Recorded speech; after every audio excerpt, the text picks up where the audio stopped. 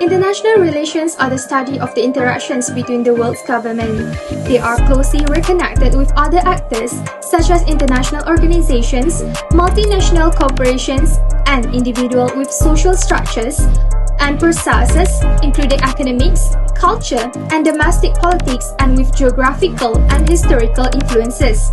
This study demonstrates that the international relations between other countries are essential in globalized nations to maintain a positive relationship that can lead to international trade. The international trade contributes significantly to Malaysia's economic growth and development. Through this international trade, Malaysia's economy has grown relatively quickly over the previous 2 decades and has undergone a fundamental transformation. This international trade between different countries is essential in raising living standards, reducing poverty levels, and providing employment. International trade allows countries to expand their markets and access goods and services that otherwise may not have been available domestically. Through international trade, we can see that Malaysia's 5 most significant trading partners are mainly China, Singapore, the United States of America, Hong Kong, and Japan. International trade allows countries to expand their markets and access goods and services that otherwise may not have been available domestically. However, there are several issues that we will learn in this news during the international trade between the countries. Good evening. Malaysia, or formerly known as Malayland, is famous for its diverse natural resources and products. After achieving independence, Malaysia took advantage of their natural resource and turned it into a source of income and revenue that could increase the country's economy. Now, Malaysia has become one of the countries that has the potential to be the main exporters and traders globally. The first issue is Malaysia has potential to be a rice exporter. Rice commerce accounts for 0.16% of total global trade.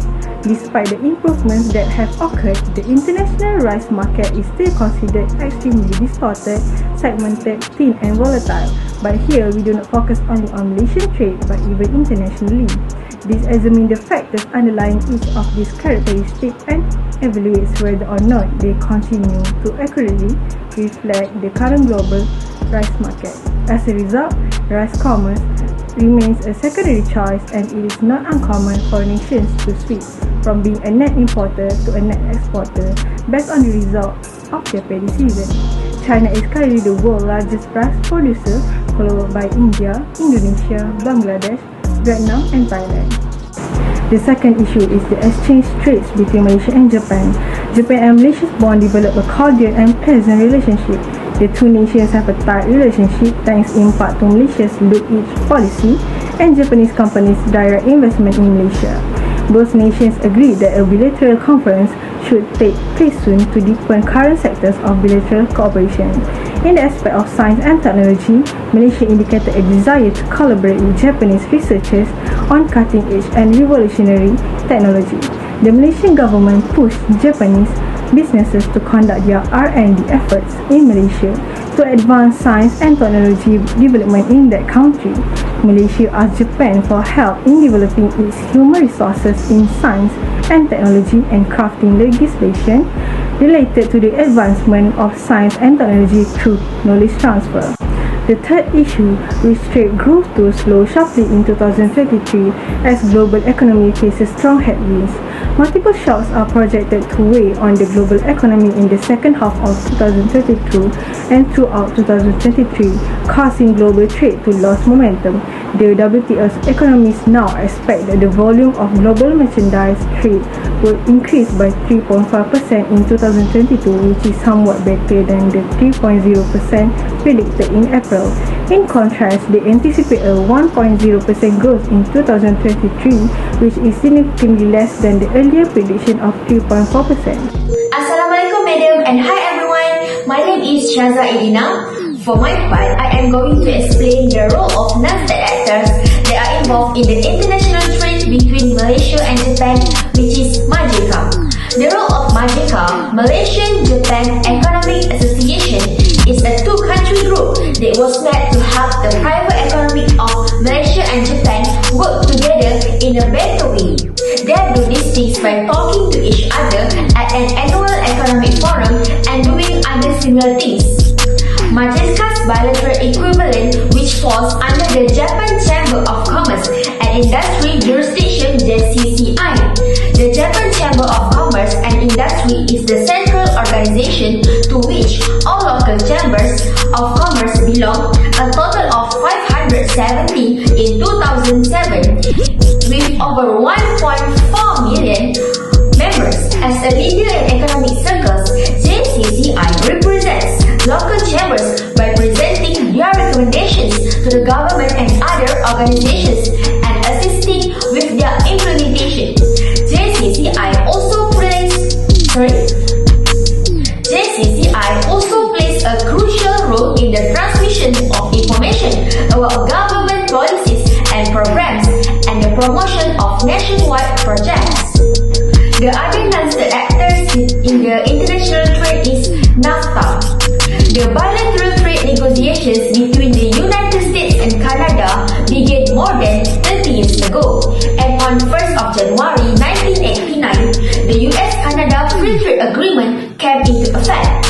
Bilateral discussions with Mexico started in 1991 and Canada joined them. Then, North American Free Trade Agreement NAFTA came next, going into effect on January 1st, 1994. All the vast and quantitative limits were, with the exception of those on a small number of agricultural items traded with Canada, were removed by 2008 as a result of the gradual eliminations on tariffs.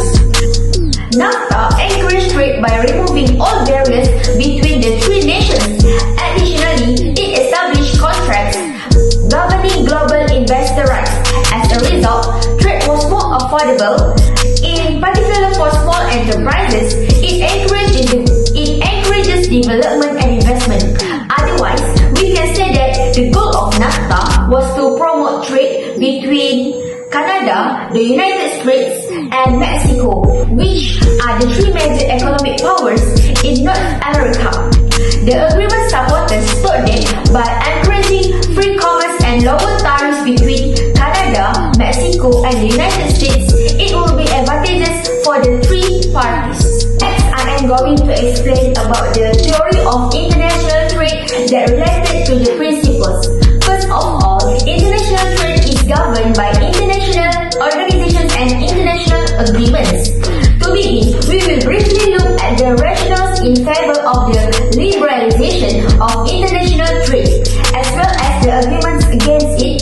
For now, we will define liberalization as the progressive reduction of barriers to trade. The modern international trade regime is based on four main principles. These principles are, in no particular order of importance, most favored nation treatment, MFN, national treatment, and P, tariff binding, and the general prohibition of quantitative restrictions.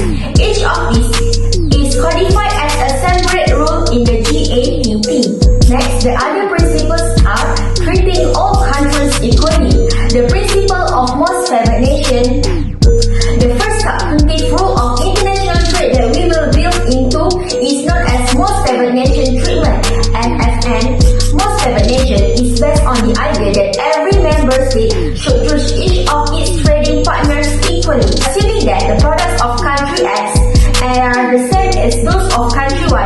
As a state, should not give preferential treatment to the goods of one country in detriment of those of another. The importance of most favored nation is underscored by the fact that it is addressed in Article 1 of the GATT. Article 1 of the GATT provides that any advantage, favor, privilege, or immunity granted by a contracting party to the goods of another contracting party shall be accorded immediately and unconditionally to the like product of all other contracting parties. The next principle, treating all goods equally within a given market. The principle of national treatment, like most favored nation, national treatment, NT, is a subset of the principle of non-discrimination. However, national treatment has a domestic focus. Essentially, national treatment is based on the idea that a country should treat the same way as it treats domestically produced goods. For instance, assuming that the products that country as imports are substantially the same as those it is produced domestically, it should not offer imported products worse treatment than that offered to domestically produced goods. Hi, I am FASIHAH and I will continue to the suggestion for the international trade. One suggestion for improving Malaysian trade is to increase foreign investors' confidence in developing new technology. According to the Ministry of International Trade and Industry, increasing exports and encouraging the substitution of imported goods is a new strategy and direction. This is intended to boost foreign investors' confidence in Malaysia. The government must play a role in attracting foreign investors by improving and developing new technology. Strategy of making Malaysia a food-producing country causes the agriculture sector to compete with other sectors for limited production resources. Investments from abroad and joint ventures with foreign countries allow the country to develop the rice and paddy industry by increasing the progress of modern technology. The efficiency of modern technology available in this sector will increase and achieve revenue and ensure the long-term sustainability of the resource. This increase in technological efficiency can make Malaysia a country that produces high-quality rice to other countries, beating China, Indonesia, and India. Next, it is exchange students, addition of branches and courses. The student exchange program refers to the exchange of selected students abroad to study and accepting students from abroad to study at a school or institution of higher education during a certain period of time. The existence of College Kemahiran Tinggi MARA Beranang, KKTM Beranang, or now known as MARA Japan Industrial Institute (MJII), is a high-skill college that aims to produce Bumiputra youth who are skilled in various technical fields and skills to place themselves to serve in the trade, enterprise, and industrial sector. The addition of branches and courses at MJII for student exchange programs should be done to produce more skilled and competitive graduates. Moreover, the AD program or course does not only focus on the field of science and technology but also involve other fields such as agriculture, management, and engineering. My name is Asyiqin binti MUHAMOOD. Here I'm going to explain the third suggestion to improve the issue of the international trade, which is food security. Food security is defined by as every individual having access to food of their choice that is sufficient, safe, and nutritious. We can see the example from the war in Ukraine has exacerbated the hunger crisis in East Africa and elsewhere due to skyrocketing food and fertilizer prices. Foreign investment and cooperation with foreign countries with low food production costs should be increased in order to secure adequate sources of supply. Bilateral cooperation in food supply can be expanded between the government with other countries.